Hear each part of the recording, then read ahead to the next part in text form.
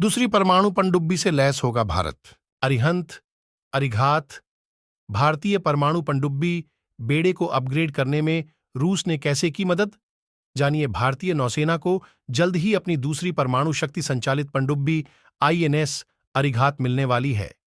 यह पनडुब्बी पिछले 1 साल से समुद्री परीक्षण के द्वार से गुजर रही है। यह भारतीय नौसेना की अरिहंत क्लास की दूसरी पनडुब्बी है। वहीं भारत रूस से तीसरी न्यूक्लियर सबमरीन लीज पर लेने वाला है। भारत लगातार अपने परमाणु पनडुब्बियों के बेड़े को बढ़ा रहा है। भारत की पहली परमाणु पनडुब्बी आईएनएस अरिहंत इस समय ऑपरेशनल है। वहीं दूसरी परमाणु पनडुब्बी आईएनएस अरिघात समुद्री परीक्षण के दौर से गुजर रही है। हालांकि इन दोनों पनडुब्बियों का संचालन पूरी तरह से गुप्त ही रहता है। भारतीय नौसेना के भी शीर्ष नेतृत्व और उसमें काम करने वाले नौसैनिकों के अलावा सिर्फ गिने चुने लोगों को इन परमाणु पनडुब्बियों की लोकेशन की जानकारी होती है। ऐसे में भारत का परमाणु पनडुब्बी कार्यक्रम दक्षिण एशियाई दिग्गज का सबसे महत्वाकांक्षी प्रयास माना जाता है।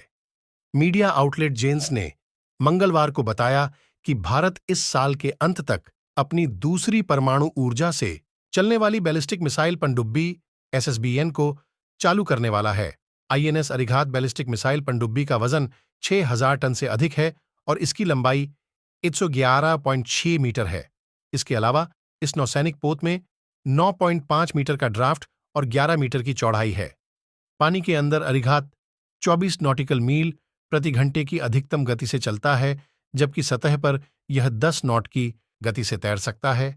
अरिघात यूं तो अरिहंत क्लास की ही पनडुब्बी है, लेकिन इसे पहले की तुलना में अपग्रेड करके बनाया गया है। भारत के एसएसबीएन कार्यक्रम में रूस की भूमिका कहा जाता है कि रूस ने अरिहंत क्लास की परमाणु पनडुब्बी के निर्माण में भारत की सहायता की है। भारत और रूस पुराने दोस्त हैं और भारत इससे पहले आईएनएस चक्र नाम से कम 2 अकूला क्लास की रूसी परमाणु पनडुब्बियों को ऑपरेट कर चुका है। अरिहंत की तरह बाइलावली 5 मेगावाट का pressurised light water reactor LWR Arighat को शक्ति प्रदान करेगा। यह उल्लेखनीय है कि रूस ने इस तकनीक को पूर्ण करने में भारतीय वैज्ञानिकों की मदद की है। भारत को तीसरी बार पनडुब्बी लीज पर देगा रूसी सैन्य दिग्गज इगोर कुर्दीन, जो वर्तमान में Saint Petersburg navy veteran club के प्रमुख के रूप में कार्यरत हैं, ने स्पुतनिक को बताया कि भारत रूस को एक सहयोगी के रूप में शामिल कर रहा है, जिसके पास पनडुब्बियों, परमाणु रिएक्टरों और हथियारों के विकास में बहुत अनुभव है। उन्होंने बताया कि रूस भारत की परमाणु अटैक पनडुब्बी परियोजना में मदद कर रहा है।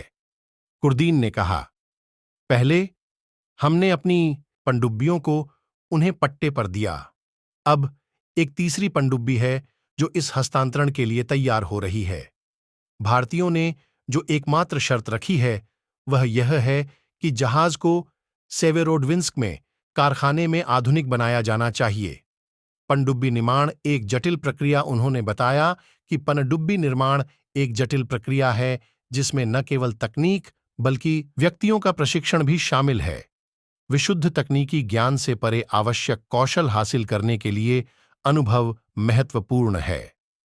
भारतीय नौसेना में लगभग 3 दशकों के अनुभव वाले पूर्व विशेषज्ञ पनडुब्बी चालक अनिल जय सिंह ने स्पुतनिक इंडिया के साथ बातचीत में कुर्दीन के शब्दों को दोहराया।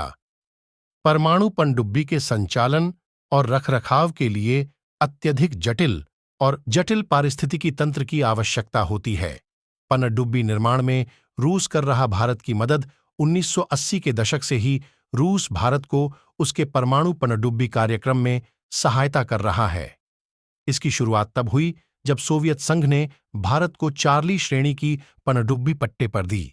अजय सिंह ने कहा, इससे भारत को परमाणु पनडुब्बियों के संचालन की जटिलता से परिचित होने में मदद मिली, क्योंकि पनडुब्बियां बहुत जटिल मशीनें हैं और परमाणु पनडुब्बी में परमाणु हथियार होने के कारण जटिलता का दूसरा स्तर होता है। इसके अलावा किसी भी परमाणु क्षमता के लिए सुरक्षा उपायों, बंदरगाह समर्थन और रखरखाव सहित कई अन्य बुनियादी ढांचे की आवश्यकता होती है। भारतीय नौसेना में शामिल होगी अरिघात इस बीच 2017 में विशाखापत्तनम में लॉन्च किए गए अरिघात को भारतीय नौसेना में शामिल करने से भारत की नौसेना को अपने पूर्वी और पश्चिमी दोनों समुद्री तटों पर कम से कम एक एसएसबीएन तैनात करने में मदद मिली है। इससे पहले पहली एसएसबीएन आईएनएस अरिहंत को 2016 में सेवा में शामिल किया गया था।